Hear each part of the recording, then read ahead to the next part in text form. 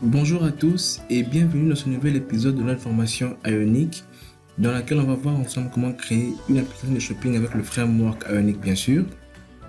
Alors dans ce nouvel épisode on va voir ensemble comment fonctionnent les pages et comment naviguer d'une page à une autre. C'est très simple. Alors contrairement à Angular qui lui utilise le routeur, la navigation dans Ionic correspond à un stack de pages sur lesquelles on doit pusher les pages que l'on veut visualiser. Alors comment ça se passe?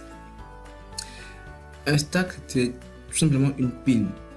Supposons que j'empile des livres les uns sur les autres, alors le dernier livre qui sera empilé, ce sera le premier livre que je verrai. C'est ça une pile en quelque sorte. Alors dans notre cas, supposons qu'on a trois pages qu'on a empilées les unes sur les autres. Mais la page numéro 3, c'est cette page qui sera visible. Cette page qui va apparaître sur l'écran de notre téléphone. Et si je veux par exemple naviguer vers une autre page, je vais par exemple me passer vers la page contact. Je vais utiliser la méthode push qu'on verra tout de suite là. Je lui dirai push-moi la page contact. Et là maintenant, c'est cette page contact qui sera visible sur l'écran de notre téléphone. Et si à partir de là, je vais me diriger vers une autre page, par exemple le profil, je dis alors push-moi encore la page. Une nouvelle page profil et maintenant c'est cette page qui sera visible.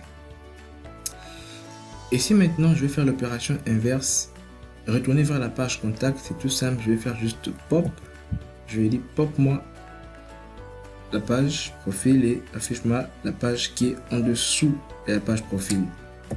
Donc ce sera maintenant la page contact qui sera visible. Voilà un peu comment fonctionne la navigation d'une page à une autre avec les méthodes push et pop. Comme vous le voyez, ça correspond à un stack de pages. Supposons que je vais créer un nouveau stack qui me chargera directement la page que je veux et uniquement cette page-là. Pour cela, je vais utiliser un nouveau stack grâce à la méthode setRoute. Je dirai à Ionic, lance-moi directement la page 1 et c'est tout. Et à partir de là, je ne peux pas utiliser de méthode pop parce qu'il n'y a rien en dessous. Et par contre, je peux lui dire push-moi une nouvelle page. Donc, on va voir un peu dans la suite comment ça fonctionne concrètement. Alors, j'ai ouvert l'application avec Visual Studio Code. Comme je vous le disais plus tôt, la route page qui est la page qui est chargée au démarrage. Ici, pour notre cas, c'est notre home page. Alors, comment ça fonctionne? Quand on va lui dire que la route page correspond à home page, que l'on doit importer pour signifier ce qu'il va le chercher, il va aller chercher dans ce dossier page, home, et puis il verra la classe home page. Il va nous rendre ce fichier HTML pour la vue, qui est notre homepage.html, et ce fichier home.css pour notre feuille de style. Alors, qu'est-ce qu'il y a dans ce home.html? Alors, si vous voyez bien, il est divisé en deux grandes parties. On a un header au-dessus, un header, qui correspond en fait à un component Ionic. Et aussi, on a notre content, Ion content, qui correspond un peu à notre body, disons. Et on peut aussi avoir un footer, dans le sens où on crée un footer qui correspondra à une petite page. Alors, je vous dis, sous le pied de page. J'espère que ça s'écrit comme ça. Ok. Et dans notre header, on a un autre component qui est Ion Navbar. C'est ça, c'est une barre de navigation qu'on aura tout en haut de notre page. Et cette barre de navigation contient un titre qui est aussi un component Ion Title. Et je change de titre, je vais par exemple appli shopping. Et c'est dans cette navbar que l'on pourra avoir notre bouton de retour, notre bouton de menu, des icônes si l'on veut, et ainsi de suite. On pourra voir ça par la suite. Et dans notre content, c'est disons le seul component qui sera, comment je peux dire, scrollable, je peux le dire ainsi. C'est ici qu'on pourra défiler la page. Le header et le footer seront fixes par défaut, si je ne me trompe pas. On pourra le vérifier plus tard. Et là, je mets par exemple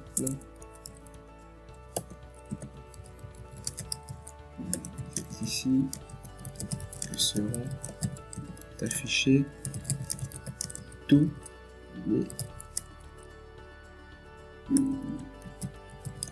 les articles à vendre. Alors, je sauvegarde et Ionic va m'actualiser la page que j'avais ouverte précédemment automatiquement. Et là, boum, Ionic m'a actualisé, il a affiché les modifications que j'ai apportées dans l'application. Comme vous voyez, côté iOS, il y a côté iOS, il y a un affichage différent que côté Android. Et c'est ça aussi la magie d'Ionic. Il sait rendre les components différents pour chaque plateforme cible pour qu'on ait une certaine cohérence. Et comme vous le voyez ici, c'est pas très fancy, ça s'affiche pas bien. Je peux changer le fichier CSS pour corriger ça. Alors je peux donner une classe à ce paragraphe. Je dis mon footer. Et je vais dans mon fichier CSS.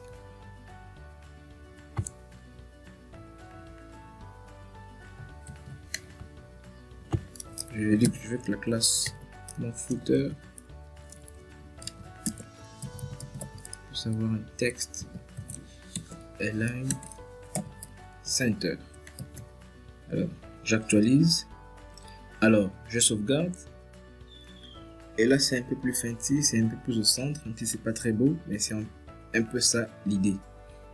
Et vous pouvez voir qu'on peut utiliser tout ce qu'on avait avec Angular et TypeScript pour faire fonctionner Ionic. Là par exemple je vais essayer d'afficher une liste, donc je vais parcourir un tableau avec le directif ng4 et vous allez voir que c'est tout ce qu'on a vu avec TypeScript et Angular. Je vais dans mon fichier home.ts. Je vais créer un tableau que je vais appeler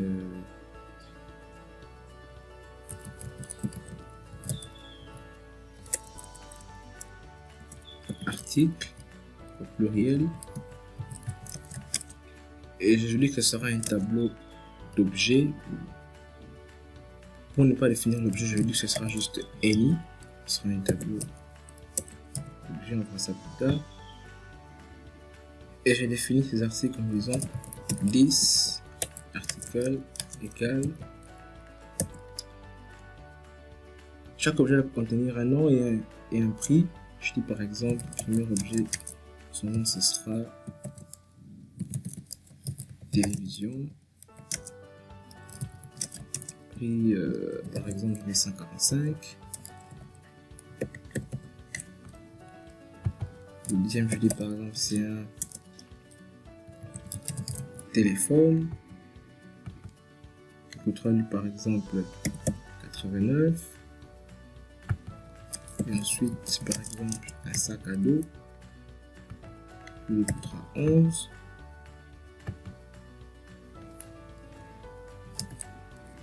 Et un PC qui coûtera lui disons 100. Alors voilà, j'ai créé mon tableau. Pour le parcourir, c'est très simple. Je vais utiliser la directive ng4 et on va afficher tout ce qu'il y a dans ce tableau. Et pour le moment, je ne vais pas commencer avec les components. Je vais juste afficher une liste classique. Je fais ul, on prendra li. Là, je fais ng4. Let's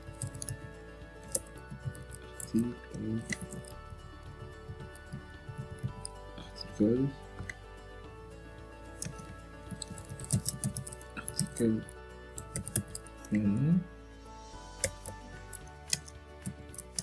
tirer et là la fiche de prix.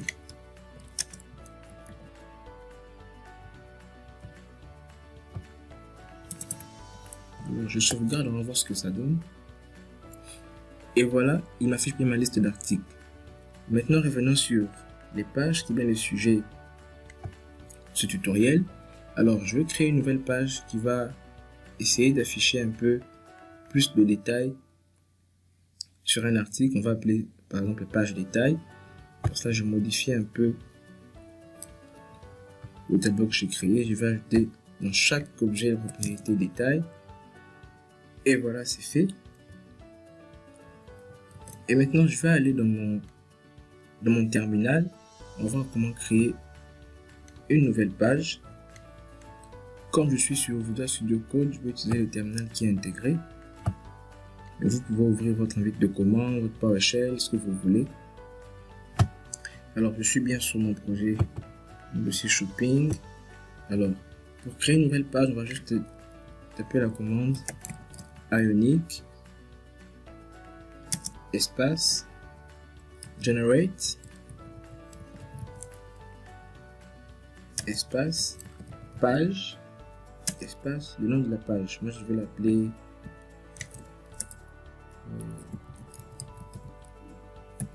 details comme ça.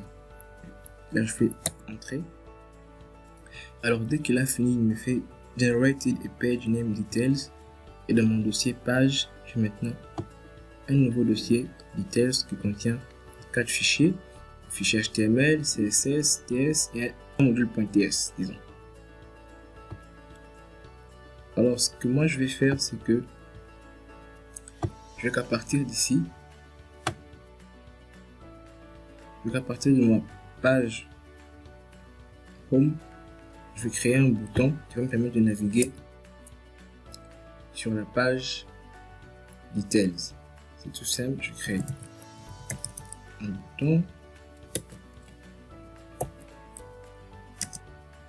et je vais utiliser une directive unique si je ne me trompe pas, c'est ion button pour qu'on ait un affichage assez fancy.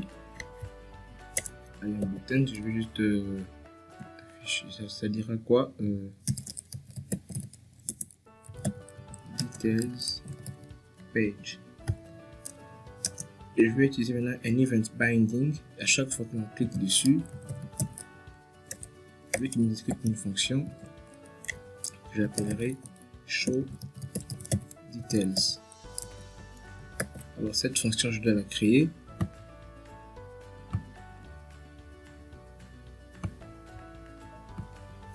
Dans mon fichier TS, je crée cette fonction show details. Elle me retourne rien. Alors, comme je vous disais, on va utiliser la méthode push. On va utiliser la méthode push de quoi justement? De cet outil nav controller qui est l'outil qui gère la navigation dans Ionic. Alors, je dirais nav controller. Voilà, 10 nav controller push. Et on push quoi? La page que je viens de créer.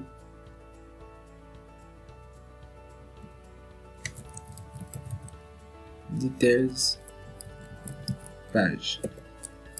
Alors là, par défaut, il me souligne, dit qu'il y a une erreur. Le nom de telle page est introuvable. Pourquoi? Parce que je ne l'ai pas importé. Il faut que je dise où est-ce qu'il doit aller le trouver. Cette page, alors je me dis import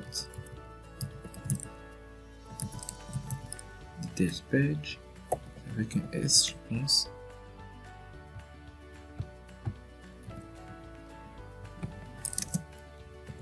Et où est-ce qu'il se trouve? From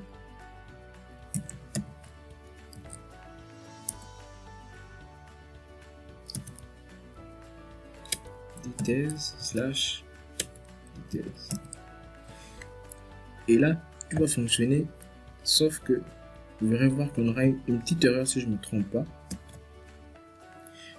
Des retours sur mon navigateur.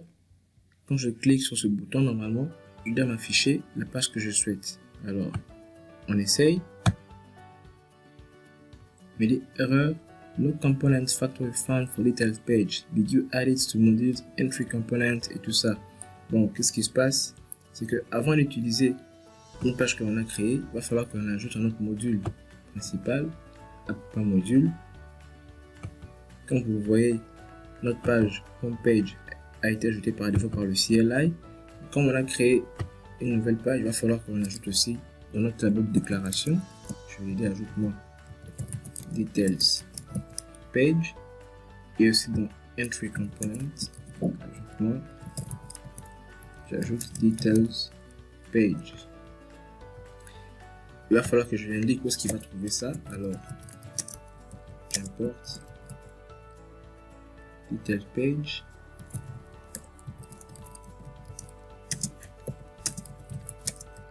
from pages slash details slash details. Et là, si j'actualise, tout va fonctionner maintenant. Et voilà, de retour, quand je clique, ça va s'afficher. Et voilà, ça m'affiche bien details page. Pourquoi c'est vide? Parce qu'on n'a rien mis dessus, bien sûr. On retourne. Si je vois le code HTML, bien sûr, il n'y a que le titre qu'on a mis, detail page. Détail, pardon. Alors, ce que moi je fais, c'est que à chaque fois que je clique sur un élément de ce tableau, article, je veux qu'il m'affiche le détail correspondant au produit. Donc, ces détails ici, lorem ipsum de télévision, lorem ipsum de quoi ça. Donc, si je clique sur télévision, il doit m'afficher lorem ipsum de télévision et ainsi de suite. Mais avant de voir ça, on va voir un peu comment utiliser la méthode pop dont je vous ai parlé tout à l'heure.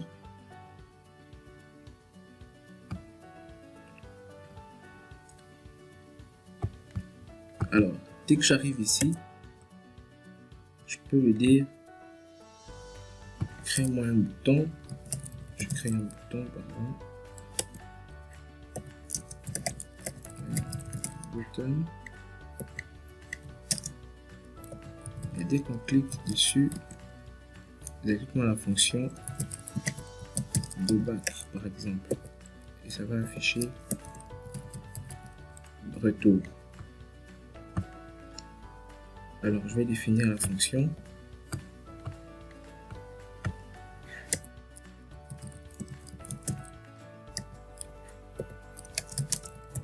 elle me retourne rien.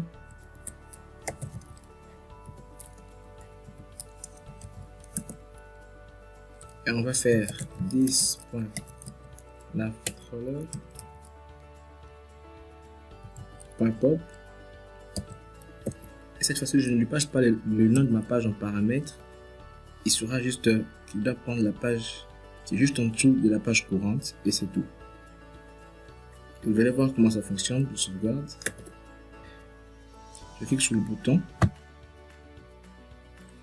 Et si je clique sur ce bouton retour, je retourne à la page home. Mais par défaut, quand on utilise la méthode push, si vous avez fait attention, vous allez voir que dans la page qui sera créée, on aura ce petit bouton retour qui va fonctionner à merveille, qui me fera juste un pop aussi. Et si je clique dessus, ça ferait la même chose que le bouton retour. Et voilà, ça fonctionne. Et maintenant, ce que moi je veux, c'est quand je clique sur télévision, par exemple, ça m'affiche le détail correspondant à télévision. Quand je clique sur téléphone, ainsi de suite. Comment je vais faire ça? C'est simple.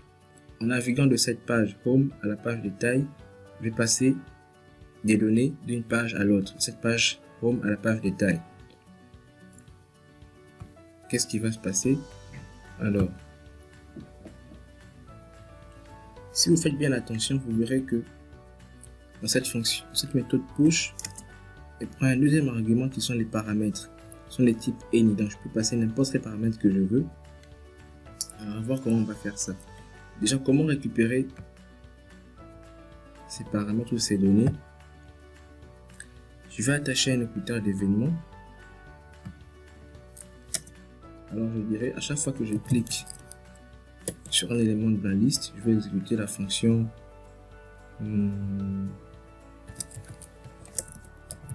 show data par exemple.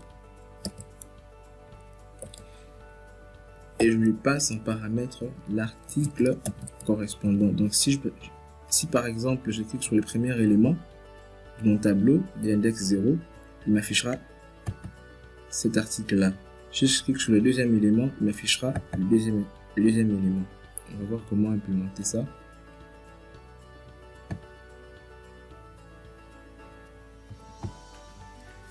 Alors ici dans Show Data, mais passe bien quelque chose en paramètre qui est un objet.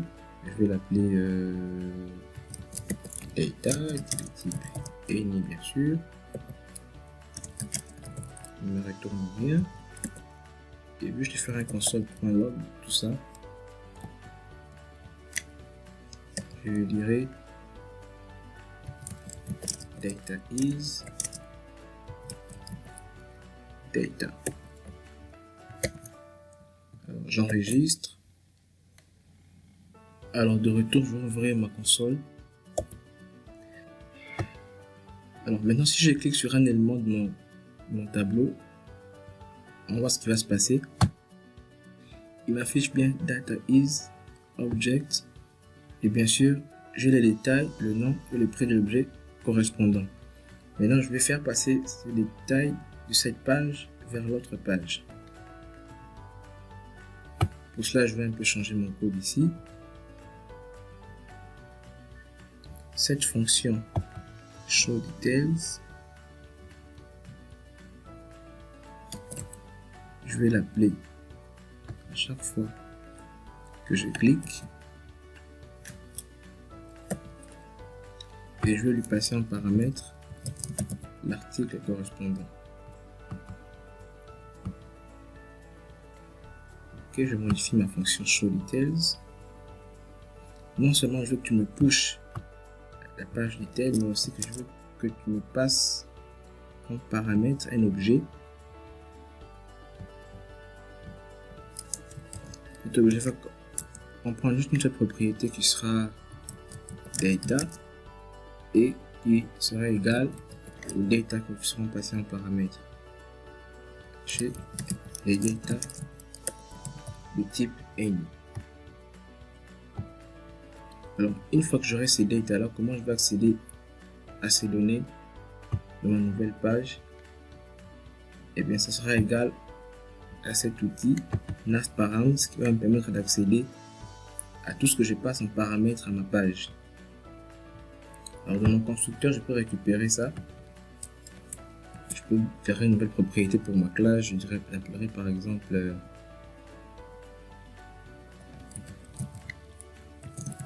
product details, ce sera de type any, et je lui dirai this.product details sera égal à this.navparams.get. Ici je lui précise le nom de la propriété de l'objet qui a été passé en paramètre. Et si on se souvient bien, l'objet avait comme propriété data.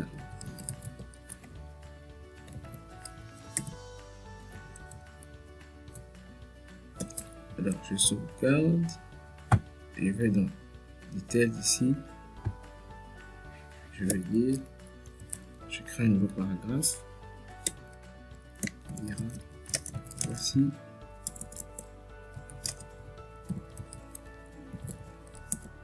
les détails de.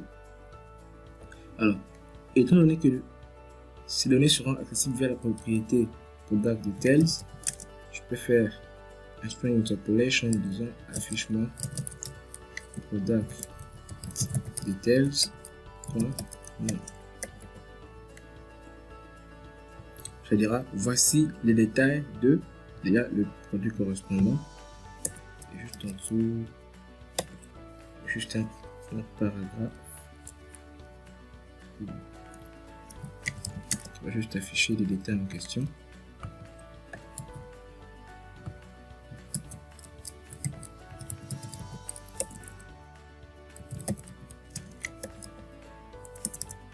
Voilà, j'enregistre, on va voir comment ça va se passer. Alors, maintenant si je clique sur sac à dos, je vais naviguer de cette page home à la page détails qui m'affichera les détails de sac à dos. Je clique dessus et vous voyez, il m'affiche bien voici les détails de sac à dos, lorem ipsum sac à dos. Je retourne maintenant pour PC, voici les détails de PC, lorem ipsum de PC. Donc On a vu ensemble comment créer une page, comment naviguer d'une page à une autre et comment passer des données d'une page à une autre. Alors, merci à tous. Je vous donne rendez-vous dans les prochains épisodes dans lesquels on verra ensemble comment utiliser les components de Ionic qui vont nous permettre de rendre notre interface utilisateur beaucoup plus jolie, beaucoup plus attirant. D'ici là, portez-vous bien. Si vous avez aimé la vidéo, n'hésitez pas à la liker, à la partager autour de vous. Abonnez-vous à la chaîne aussi et laissez-moi des commentaires si vous en avez. Peace.